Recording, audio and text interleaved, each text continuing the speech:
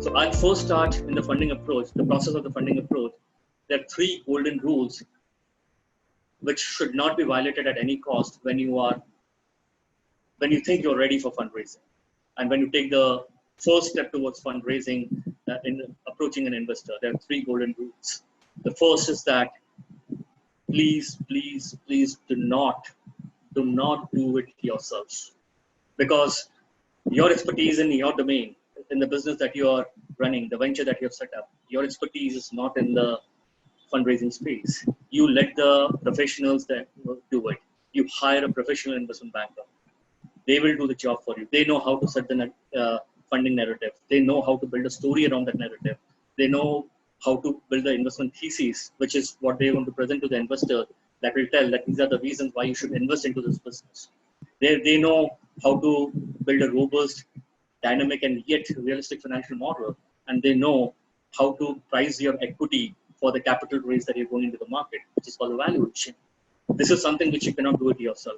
If you're not ready for that, if you think that I cannot respect a professional advisor's time, I cannot, you're unable to pay them, then you're not ready for fundraising.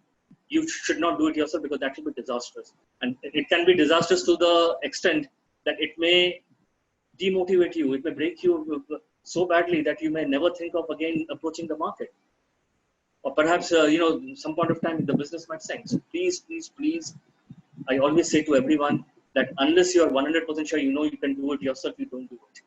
And of course, otherwise you would have been in the business of investment banking, and not, you would be, setting up a venture in a domain which is totally different from the course of corporate advisor. So that is something, corporate advisory or corporate finance or investment banking.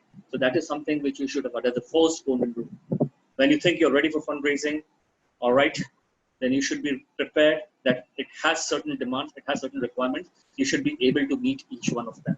If you're not able to meet each of them, then you're not ready for it. You should not approach. So first golden rule is, please hire professional investment bankers and let them do the job for you. They will do it in a very professional way. They know how to do it and how to get the job done. The second golden rule is that once you have hired the professional bankers, identify the problem statement. Basically, you gauge the seriousness of the business and what kind of fund requirement it would need. Speaking from my experience, as I said, that we keep getting a lot of inquiries in a week. I'm talking about a startup. A startup has a different scale. I mean, from as low as requiring 1 crore to as high as 2,000 crore, perhaps even more than that. So there was someone who has come for a dairy business, want to set up a dairy business and need 2,000 crore. I said, show me your business. They said, no, they're yet to set up. I said, it's not going to work out, that you're not serious about it. How much did you put your money into from your own pocket? None. So how do you think that if you yourself are not confident about putting your money in your own business, how come someone else or a third-party investor will come and put in that money? It never works that way. So that means either they were taking it too lightly, they were not aware what fundraising is, or they were not serious about the business. So you have to gauge the seriousness of the business. Again, vis-a-vis your investment banker who's going to work for you, you have to discuss with them, because they will tell you what is your exact fund requirement.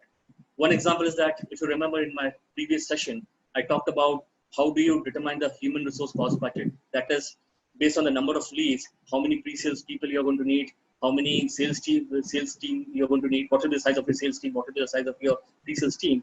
That is the first step towards how you determine your cost requirement. So each of those are going to be built up, and therefore you come at a final cost requirement. Okay, I'm going to need, let's say, 5 crore or 7 crore or 10 crore, whatever it is. And on top of that, you add perhaps 20% contingencies, because sometimes you may have made an estimate. It may not be exactly the same. Sometimes it could be a little bit more than that. Sometimes it could be a little bit less than that. Whatever it is, you add a 20% buffer or a contingency to it to determine this will be my final cost requirement. With that, you're ready for the next, the third part of the golden rule. But this has to be done vis-a-vis your professional bankers who you're going to hire. So you have to be extremely serious about your business in terms of understanding and identifying the problem statement. Why you're going to the market? Why you're asking for money? That needs to be answered. So that's the second golden rule.